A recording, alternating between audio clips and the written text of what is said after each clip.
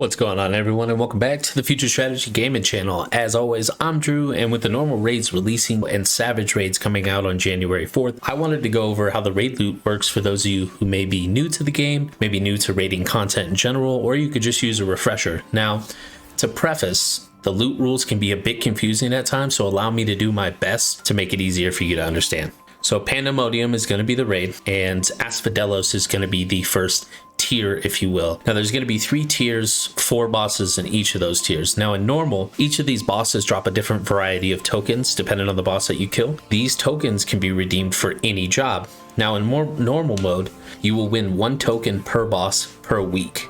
One of the key differences between normal and savage, until you've won a token from a particular boss in normal, you can continue killing that boss multiple times to get your allotted 1 token for that week. That's not how it works in savage. We'll go over that in a little bit. Now the loot is random. What you win is what you win, and as you start getting gear, it behooves you to pay attention to what you have and also roll on the items that you particularly need. Now, assuming that they stay with the same naming practices that they used in Shadowbringers, the token exchange rate is as follows, and this will be on screen. 1 bangle will equal 1 accessory. 2 Geaves, Gauntlets, or Helms will equal 1 of that respective item. 4 armor or chouses will equal 1 body armor or 1 leg piece. Now, all the normal mode gear is going to be 580 item level. In normal, clearing the current final boss, which is boss number 4, will drop 1 blade or whatever it is they're going to call it this expansion per week.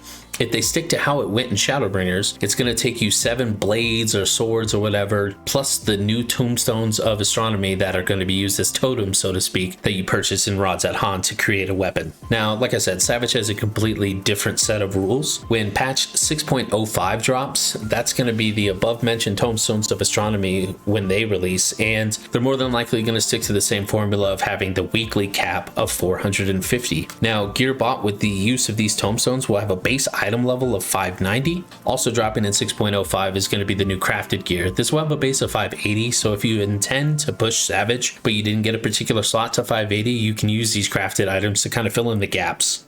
Now, Savage in particular does have a loot lockout attached to it. That means you can only win loot from any Savage boss once per week, and the first time that you kill that Savage boss is when you are loot locked. So if you kill boss number 1 on Savage and you don't get anything, you're SOL. That's all it's going to be. So, and taking that a step further, if you're using the party finder to join groups, if you decide to kill, let's say, boss number 3 as your first boss of the week in Savage, both boss number 1 and boss number 2 will now be loot locked for you. If you're coming over from WoW, this is essentially just like joining a mythic raid lockout that's a few bosses in. You lose access to the loot on the bosses that you skipped. Now, to counter that, not getting any loot, 14 does have a guaranteed bad luck prevention system in place. Upon killing a Savage boss, you're going to be given a book. This book is what they've used for the past 2 expansions. I don't imagine them bucking the trend, but if they do, don't quote me on this. Now, the books can be a little wonky as the books from each boss have a specific type of loot that you can trade them for. So unfortunately, the vendor is not exactly out yet in Rods at Han. So I'm in Yulemoor right now to kind of show you the Eden Relic right now. So I'll kind of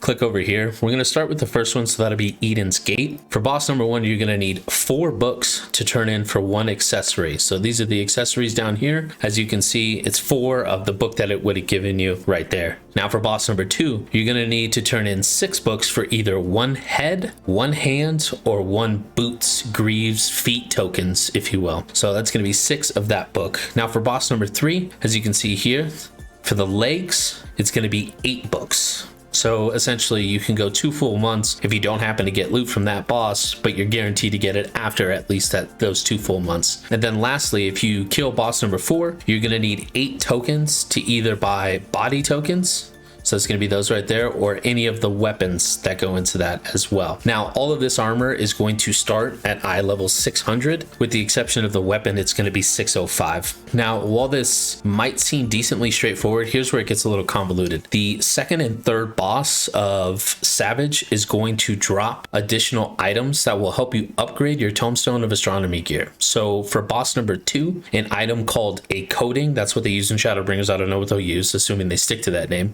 will drop, and that allows you to upgrade one of your 590 astronomy accessory pieces to 600. Now, boss number 2 will also drop a separate Tomestone of some kind. That's going to be used to purchase the Tomestone of Astronomy weapon. Essentially, this is how you go about skipping the 7 blades on boss number 4 in normal. So if for any reason you guys start moving into Savage, you're progressing faster, you happen to kill boss number 2, they're going to be able to drop a token, if you will, that will allow you to purchase a weapon, so you don't have to get 7 normal kills. You can obviously do both if you'd like, just so that you can get that farm done a little bit faster. Now, boss number 3, the 2 items that they dropped in Shadowbringers were Twine and Solvent. Now, the Twine is used for the left side, aka the main armor side, so the head, the body, the legs, the hands, and the feet. Whereas the Solvent is going to be a coating from, just like the coating from boss number 2. Instead, that's going to be what's used to upgrade your weapon. So your weapon is going to be pushed up to 600 if you have the 590 version. That's assuming that you didn't get a weapon from boss number 2 on Savage. If you're upgrading your normal weapon from 590, you use that Solvent that you're going to get from boss number 3 to push that up there.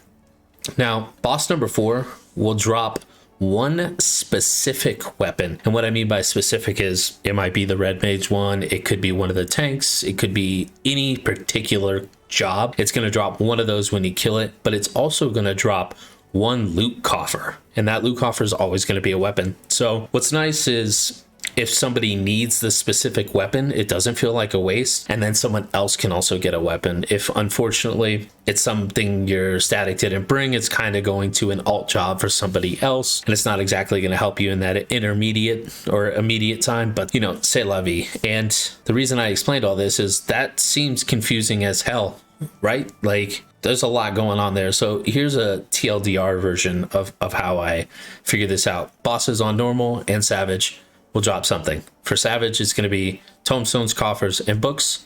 Those Tomestones have a weekly cap of 450 that help you buy 590 gear. The Coffers are going to unlock from the Savage bosses that unlock eye level 600 gear. The books from Savage will have bad luck prevention that'll allow you to purchase eye level 600 gear at some point. Bosses 2 and 3 on Savage drop additional items that upgrade your 590 Tomestone gear to 600. Boss number 4 drops a specific job weapon and a weapon coffer of eye level 605. Now, hopefully, because there is a lot that goes on to that, hopefully this breakdown is a little bit beneficial in you understanding what the hell is going on when it comes to raid gear. With such a large influx of players, these rules can be a bit much without a little bit of a proper explanation. Hopefully, I kind of gave it to you on that. So best of luck to anyone and everyone in the upcoming raid tier. As always, I'm Drew from Team Future Strategy. I'll see you in the next video. Take care.